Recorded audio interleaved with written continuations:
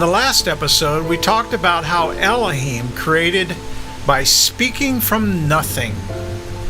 But Yahuwah Elohim formed his creation. It's a very big difference. And YHVH Elohim shaped, formed H3335, the soil creature, dust from the soil, and he blew into his two nostrils breath of life, and the soil creature became a living life breather. So we can see that we are led to believe that our life is connected to our breathing with Yahuwah. If we don't breathe, we don't have life. But is that the truth? Ask anyone who's had an NDE if that is true. Life comes from the Spirit, not because of YHVH Elohim breathing life into these bodies made out of the dust. You do not die when you quit breathing. But to our physical senses, we appear to die. But you don't. You leave this world, but you merely go back to your original true form that was created by Elohim in Genesis 1. Many of the translations say that Adam became a living soul. But this is misleading because it makes us believe that this event is when man came into existence. No. Man is spirit. Yahuwah Elohim breathing breath into a body formed from the dust is not our true life. And perhaps James Tabor in his new translation of Genesis has it right when he says that the standard English translation of soul is accordingly misleading. So we are led to believe that we are merely soil creatures. But we should not trust this Yahuwah Elohim to ever tell us the truth. Yahuwah Elohim is not going to tell you the truth. So in this account, Yahuwah Elohim planted a garden in Eden. It doesn't say that he created anything. Yahuwah Elohim planted trees that were pleasant to the sight or to the outer appearances. Maybe things looked good on the outside, but things aren't always what they appear to be. And on top of it, we have two conflicting trees planted in this garden. The tree of life and the tree of the knowledge of good and evil. A good tree and a bad tree. Yahuwah Elohim took the man that he had formed and placed him in the garden to work it. Adam was also to guard it. Guard the garden from what? How would something bad ever get into this garden? And where would it come from? The only time you guard something is if you fear something. Yahuwah Elohim was introducing fear to the soil creature, Adam. Remember, this was before Eve and Adam had even eaten from the tree of the knowledge of good and evil. That would come later in the story. And when they did eat, the fear would increase even more. Let's look up that word guard in two different Bible dictionaries. The word guard is H8104, to hedge about, as with thorns. Now it's interesting to see the thorns are being used in the guarding process. We started this entire study about the seed parables of Jesus. And remember in the parable of the sower that the good seed was planted amongst the thorns and was choked out? Maybe it was planted in Yahuwah's garden So any good seed might be choked out. Say, what? Thorns were included even before forming Adam. Yahuwah must have liked thorns. It was his garden that he himself had planted to put Adam in. Yahuwah is guarding the garden that he formed using thorns. Go figure. And why is Yahuwah Elohim using thorns to protect his garden? I think thorns might only be good for burning. Think of it.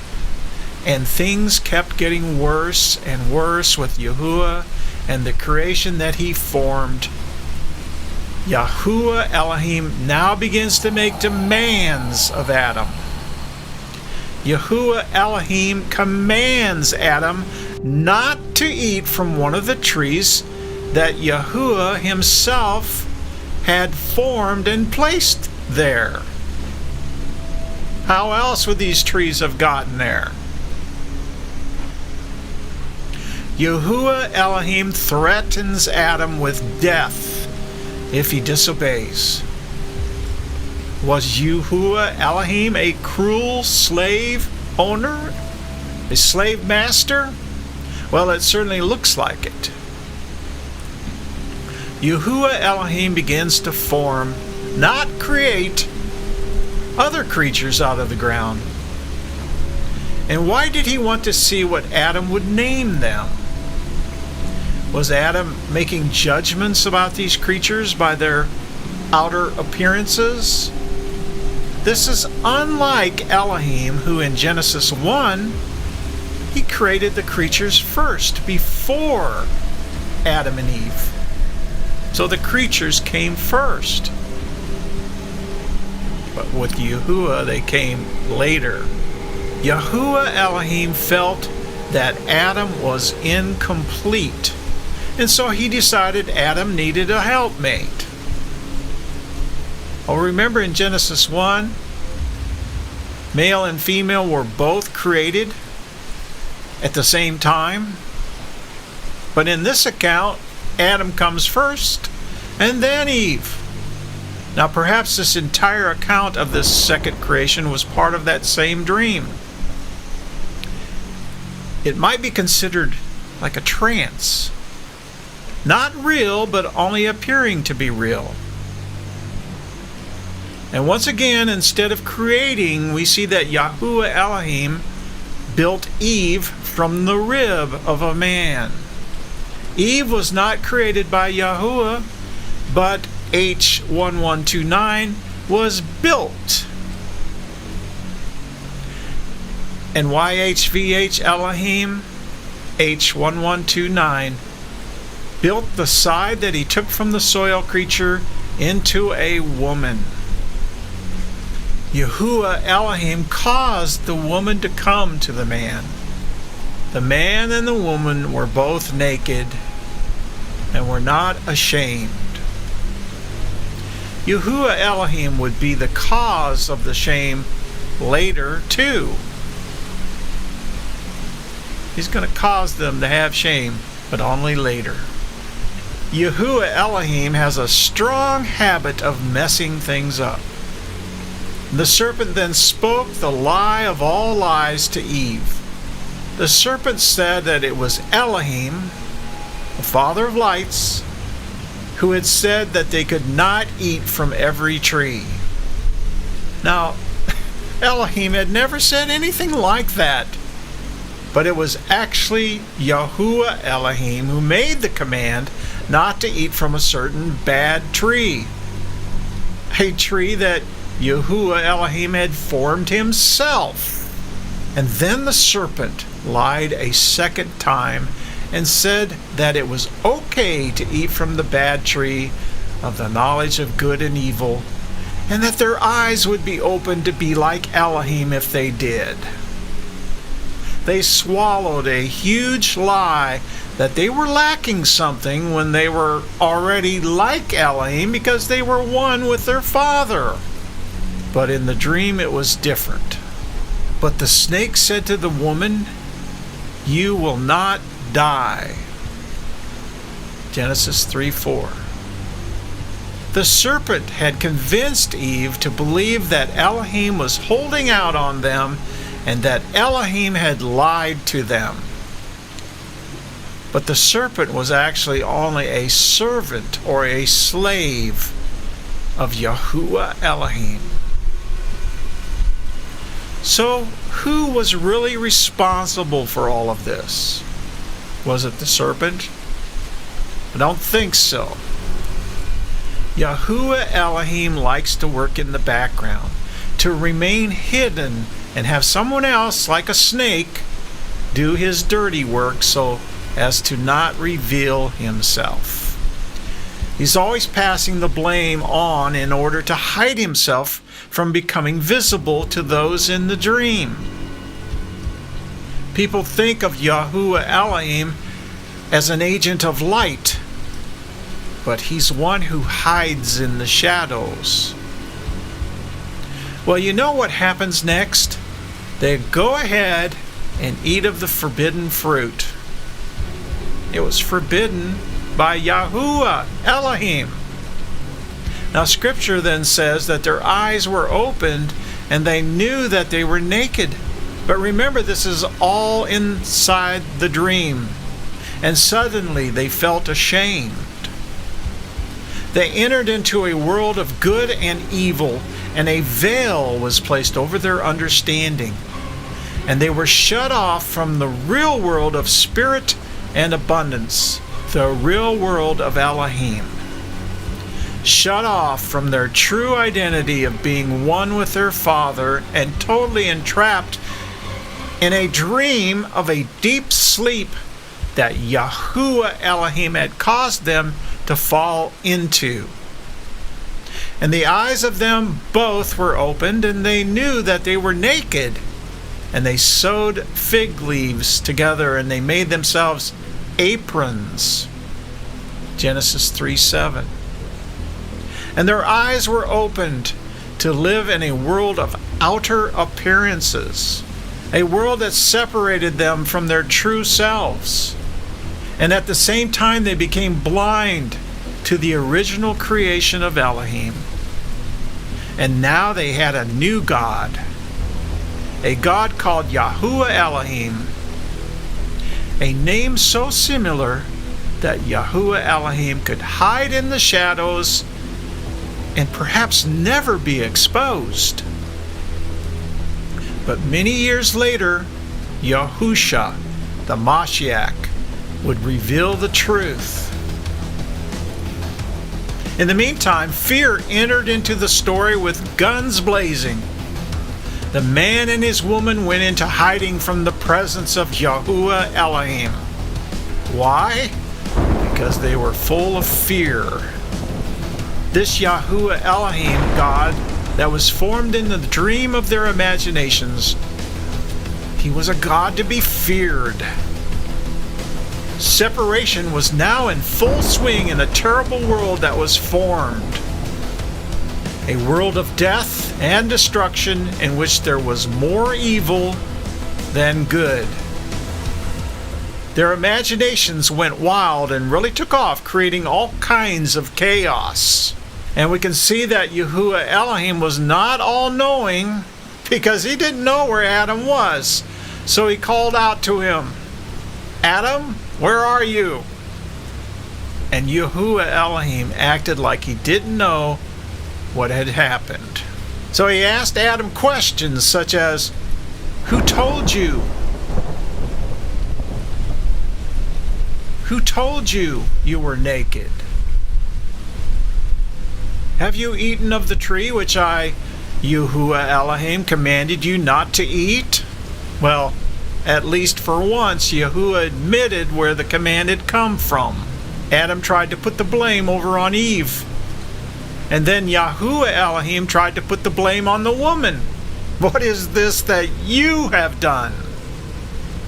Yahuwah Elohim sidestepped any blame or responsibility for forming this entire thing. Wasn't Yahuwah Elohim really the one that was in charge and had formed all of it?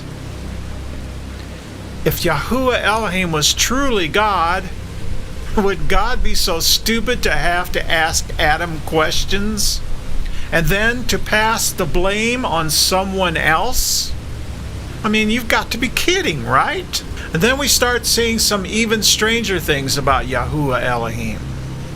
Yahuwah Elohim starts to do more bad things, and one of those was cursing. God's cursing? Yahuwah Elohim curses the serpent and makes him crawl on his belly all the days of his life. And Yahuwah Elohim forms hatred and conflict where there was none before. Now, isn't hatred the opposite of love?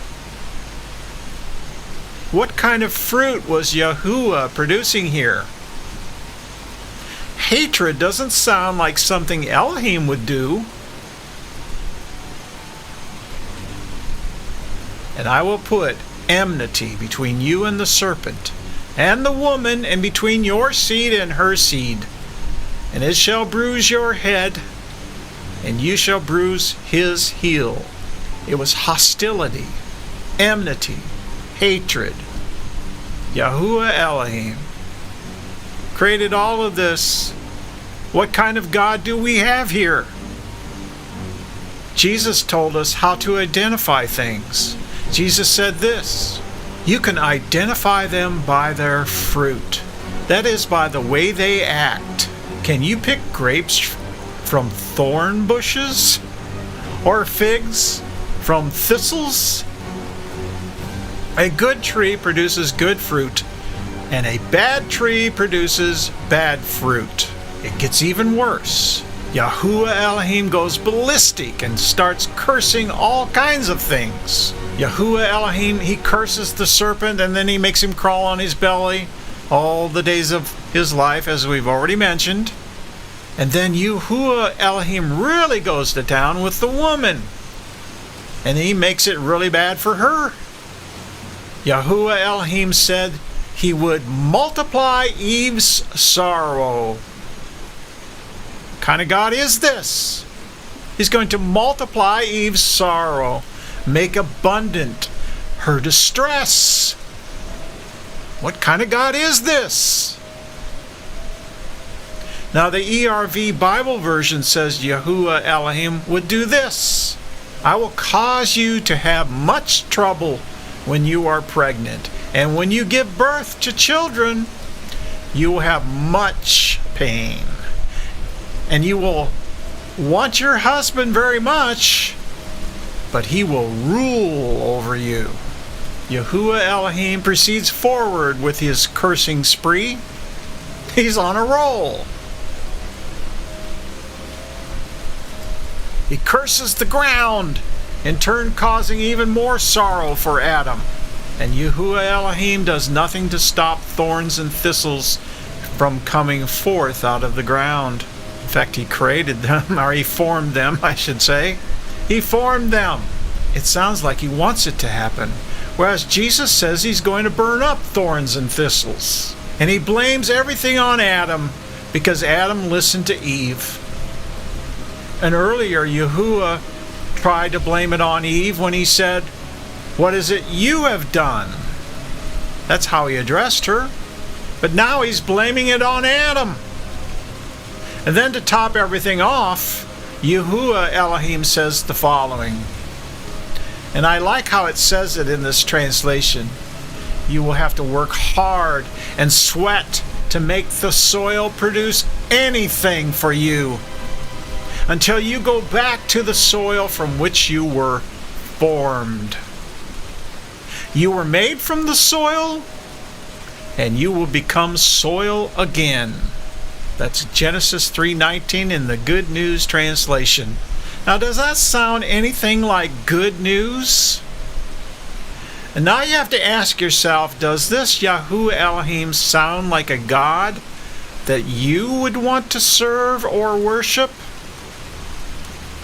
But that is exactly what many people have been doing for many, many years. It sounds to me more like a God that I would want to escape from. But then it gets even worse. Can it get worse? Oh, yes, it can. But this video is getting too long, and we're going to talk how it gets worse in the very next upcoming episode.